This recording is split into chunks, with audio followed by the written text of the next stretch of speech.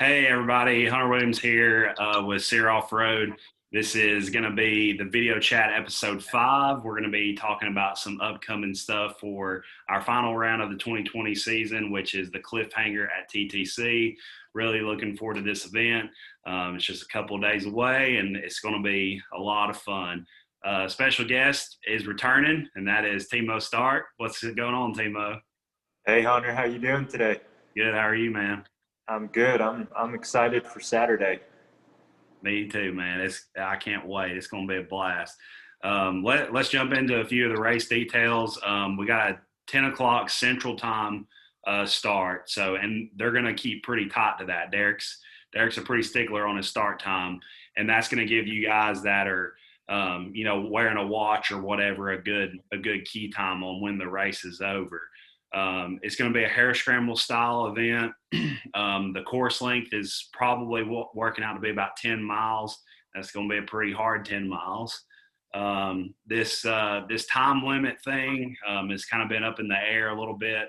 I think they've settled on a 4-hour time limit. So when the flag is thrown, hopefully right at 10 a.m. Central sharp, you'll have 4 hours to go as far as you can. And these checkpoints along the course, you're going to want to move towards each checkpoint throughout the whole race. And basically, you're just fighting for each checkpoint. So you gotta keep moving. The finish line, obviously, that'll be the final check. That'll complete a lap, and then you'll start on your second one. Timo, what kind of prep has gone into this race? What all have you experienced alongside me and Derek and everybody else?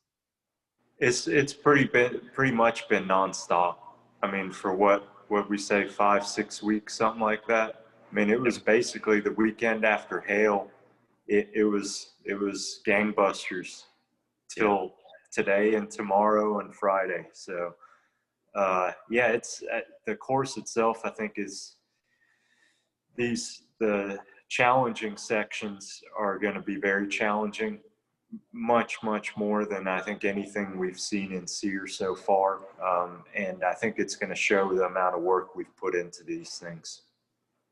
Yeah, I totally agree, and that's the one thing about this race is going to be so much special, or it's going to be so special. It's not really like the normal TKO race that's held at this property.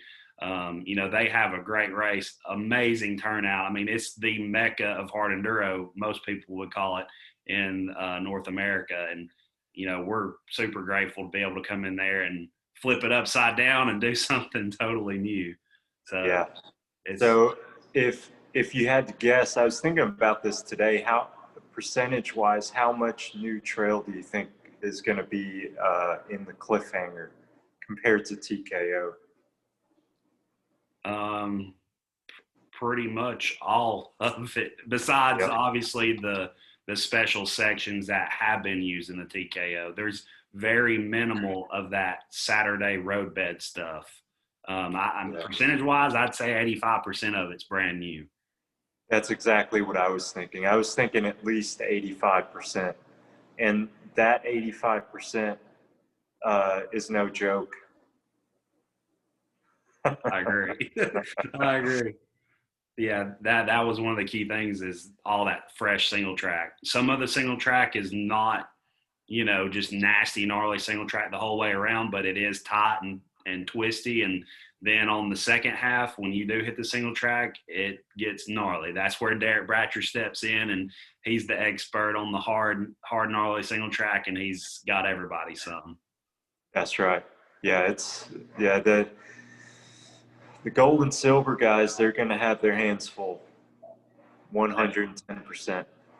Definitely. And the bronze loop, man, they're going to have a blast. I cannot wait to get up there Friday afternoon and just rip a couple laps around the bronze loop, because it's going to be challenging for those guys, but super fun at the same time. I can't wait to see their experience. So I agree. I haven't actually done a whole loop of the bronze yet. I'd like to do it maybe once we're done. It'll be nice and burned in by then. Definitely. Hopefully about 150 riders burn that whole loop in pretty good. That's right. Let's kind of give a rundown of the actual course itself. We're starting right there in the lower field where a lot of people like tent camp and stuff for the TKO event. So most of your people that are camping, they're going to be out in the gravel parking lot and stuff. But the start's right there in that field. And then me and Derek were looking at it the other day on Sunday after we'd worked on Saturday, and we're kind of going to run up the main creek there that usually TKO is going down. Well, our guys are going to be going up it. And then we're going to tie into, where we're going to tie into that little punchy ledge that Oh yeah. you and Dave were a little timid to hit at first. What was your take on that part? It's not bad. When you roll up to it, you think, wow, this could end badly, but it's not. I mean, you can't hit it too quick, I don't think. You can't have too much momentum. So, yeah, it's just at first you think, man, there's no way I can do this, but it's not bad at all. It's pretty fun, actually. And it's cool because when you come up on it, it dumps you down, and it's like, which way do I go? Well, the track goes to the right, and it's just like that little vertical ledge to your right. Yeah. But you kind of got to position back and get a good run to get up and at it. So that'll be a cool spot for GoPro footage and spectators and everything. So I'm looking forward to seeing some stuff on that. So from there, they move down the property, and they start picking up a lot of that new stuff that we've been talking about, which is the downhill mountain bike course. That stuff has never been ridden by dirt bikes ever. Even people that go locally to ride there, it's got signs that say keep off, but we've got permission to use it. And what do you think about the downhill mountain bike stuff? It is so much fun. As a longtime mountain biker, having ridden that kind of stuff and now being able to ride it on a dirt bike, it's so fun. You just rip through there and just, those little switchbacks, man, it's a good time. It's going to be a really fun section. Yeah, dude, that's going to be so much fun because, I mean, those guys get to lay out awesome trail anyway. So they now that we get to utilize their awesome trail, it's going to be awesome. From there, they head up to their first split section, which is going to be a time check. And that is where the gold and silver guys are going to split and go up the steep part of the downhill mountain bike course and go about a mile up the mountain, well, half a mile up and then a half a mile back down and tie back in with the bronze. That's going to be the gold silver guys' first split, and it's got some steep terrain. Like we all walked our bikes off of it, and I think Gary tumbled down it. So it was awesome to ride that section. I can't wait for you to ride it if you get the chance. Yeah, I bet. Yeah, I'm glad. I hope everybody's been watching the videos you've posted. Some of those include me and my terrible riding skills, but it's fun regardless. Oh yeah, yeah. And then from there, they head down. They all connect back up and head down the downhill mountain bike stuff. And I think you have ridden some of that down, and that's a blast. And then they pick up where the second split will be. It will not be timed because it's such a short distance from the actual first time split. It'll just be a man split where the gold silver guys go one way and bronze go the other, but that's where the wash is. I know you got some experience in the wash, so let's hear a little bit about the wash. Describe it a little bit, and then give us your count on it. All right, so the wash, first time we rode up on it, we were blown away. It's visually, it'll blow your mind. You just look up and all you see is this giant mudslide basically at some point with a bunch of debris all over it. So first time we actually came in from the side seeing if we could use it in the race, and then eventually Derek just decided, no, we're using the whole thing from the bottom all the way to the top. So, I mean, if you can imagine taking the topsoil off of the side of a mountain, pushing it to the bottom with all the trees and shrubbery included, and then going up the rock faces that are exposed, that's pretty much it. It's pretty tough. Yeah, it's awesome. That golly, I could ride just circles. I could go up the wash, over, back down all day. It's such a That's fun right. section. And It may not be the there's most difficult section, but it'll definitely be hard, but a blast. So I agree. And I think we've got 3, 4 lines up that thing now. So there's options. It shouldn't get bottlenecked at that point. no, I agree, and especially like second lap, it may force some guys to make some good lines that are coming up on maybe a lap rider or something. They're gonna have to fight to get back up that thing. Yeah, we know there's one real special line. Oh yes, but we'll let them figure that one out. That's right. Then they will. They'll figure it out. Oh, yeah. So from the wash, they all meet back up again, and then they cover about 2 miles, I guess, of brand new single track that I cut in, and then they enter about the quarter way mark. They enter Strange Hill.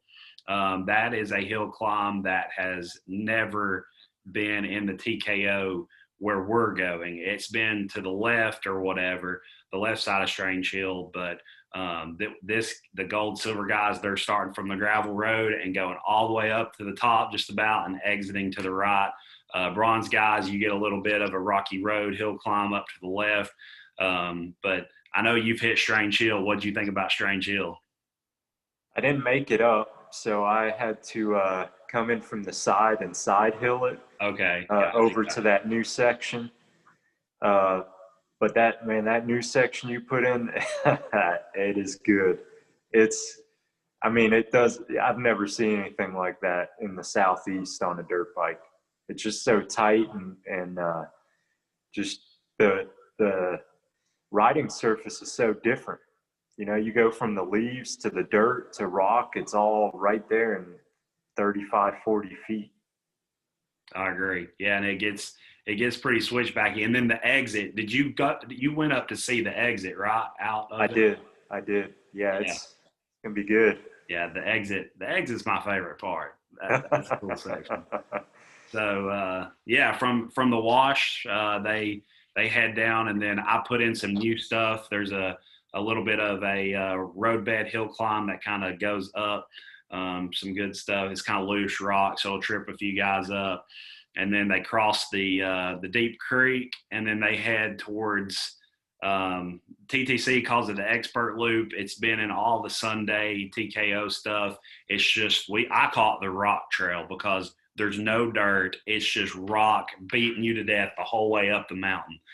So you head up that, and then Derek, you, Dave, maybe Gary, all you guys, I saw it there. Y'all were cutting fresh trail back down the mountain into where you'll be working, and that is Easy Creek. So Right. give us a little bit about Easy Creek. Easy Creek's. What would you say? It's not like Nico's up at Holly Tree. It's more narrow and bigger boulders, right? So there you don't have those flat spots where the water collects. So it even if it's raining, it'll drain quick. And there's a lot of grip up there, but there's some big old rock steps you got to get up and over. And then once you get kind of out of the creek, you take a nice hard right-hander, and then you get to your favorite hill climb of the whole mountain,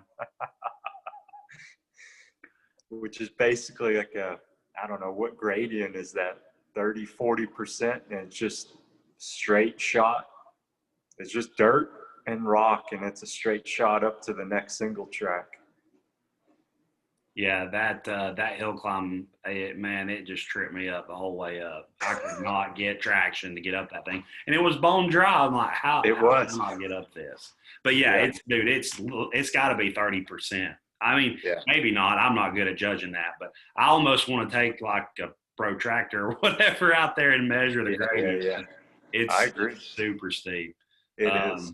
From there, they hit immediately. Gold silver guys hit.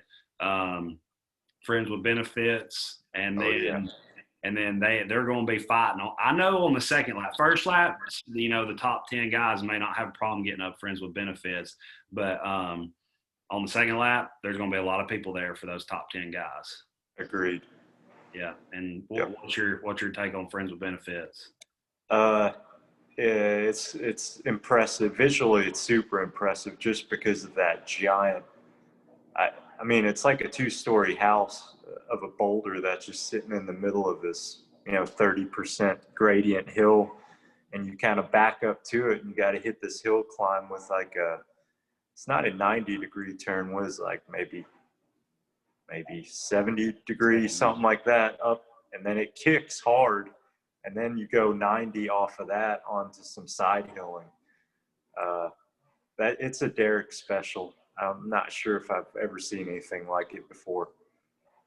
Yeah, I've seen a bunch of stuff that he's put in at like the Sasquatch race in the past, and I think this section even tops that stuff. So I it's agree. it's gonna be cool. So whenever they finally get around the log at the top of Friends with Benefits, they hit all of the new gold silver stuff that is the gnarly, nasty off camber, loose rock, logs like extravaganza. But I think we're tentatively calling that the second date. You got Friends with Benefit and the second date.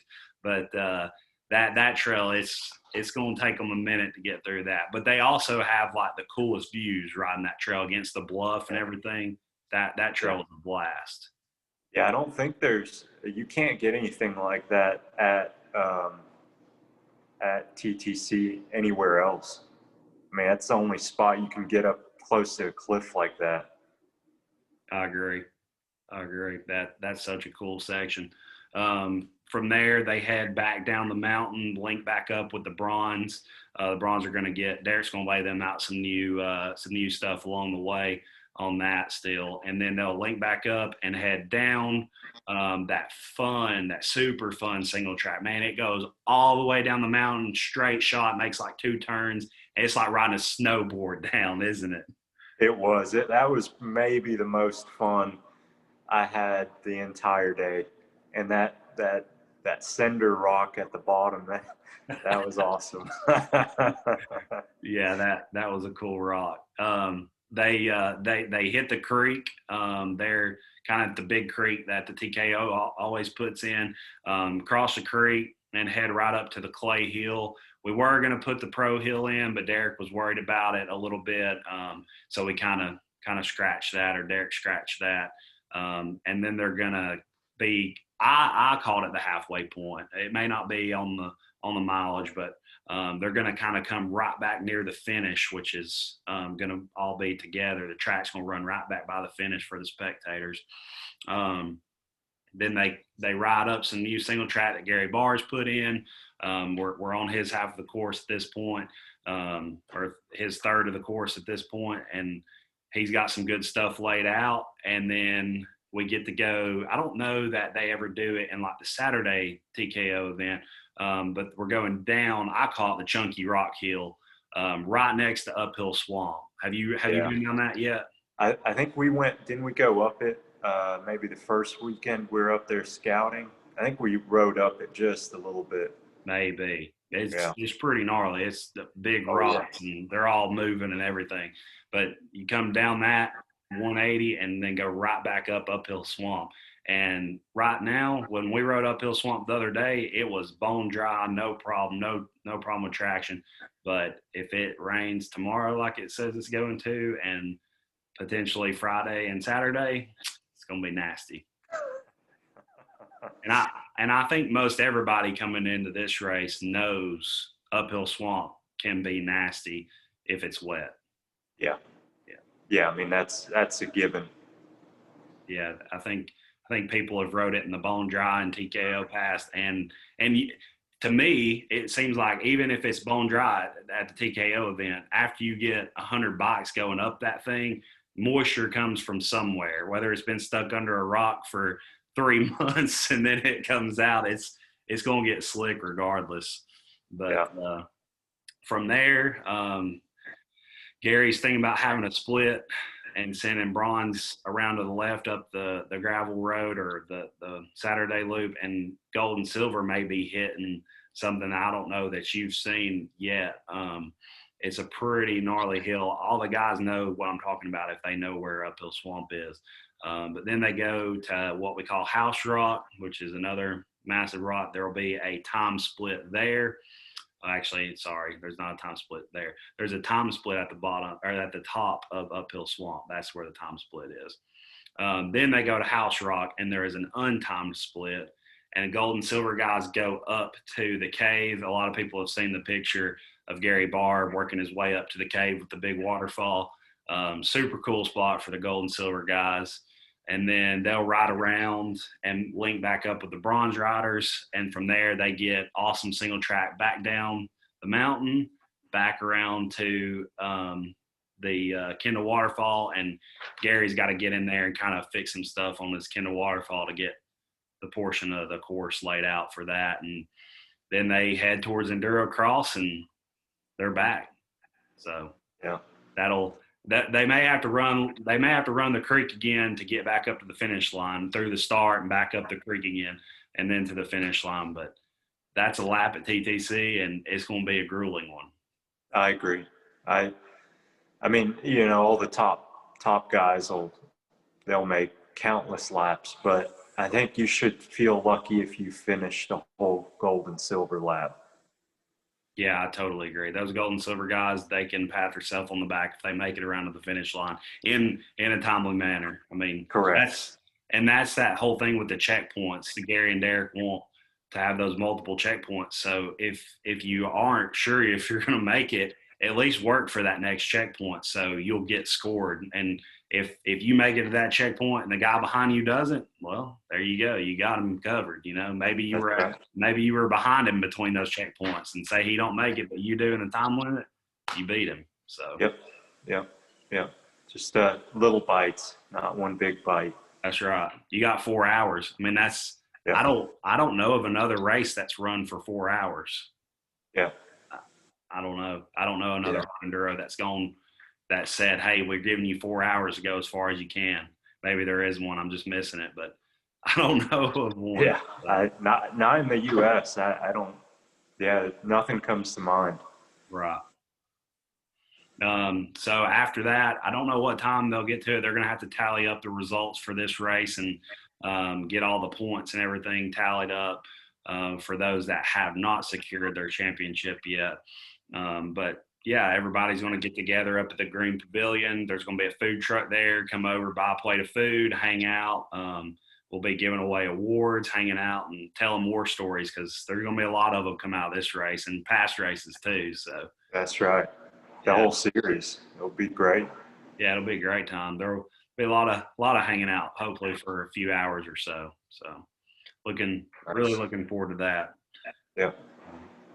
All right. So what you got? Any other final details?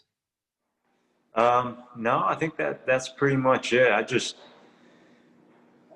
I can't wait to hear what everybody thinks of the course, to be honest. I mean, I don't play a huge part in it, but it's fun. It's just such a great time to work these events and to work the work days when we go up there and start cutting trail in. It doesn't get much better than that. Especially for it to start from scratch. That's right. Exactly right. I mean, if you think about what we did at Hale, there was nothing there.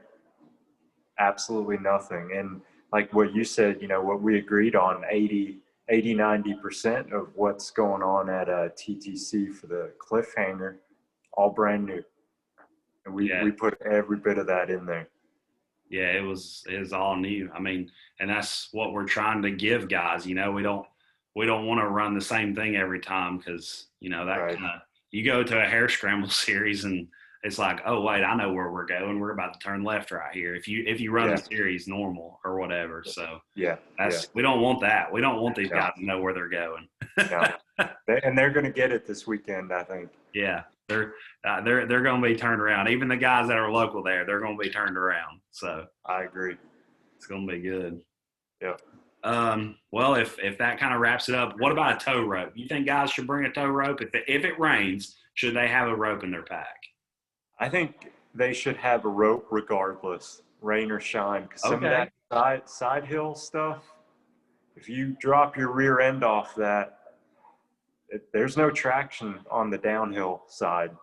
You know, No. you get into some of that loose loam with the rocks underneath, you're not getting out of there. If So, you don't yeah. have a tow rope, you better have a tug rope on the front of your bike. Right. And maybe some money to pay the guy to help you pull your bike out of there. Usually it's a buddy system. So like usually if somebody helps you, you got to return the favor. So Exactly. or pay up. So. That's right. Well, cool. Timo, I appreciate everything, and I'm looking forward to, I think, seeing you Saturday morning. Wish you could come out a little early with us. I know. Wish I could. I know, but we're going to have a blast Saturday regardless with everyone there, and I'm really looking forward to it. But anyways, if you guys haven't already, go on our Facebook page. It's at SEER Off-Road. Our Instagram page is at SEER_riders. And our website for a ton of details that Lizzie Bratcher keeps up to date perfectly. And that website is seer-racing.com. Please go check out all those platforms of social media, and we look forward to seeing you at the next event. See you guys. See you, Timo. Bye.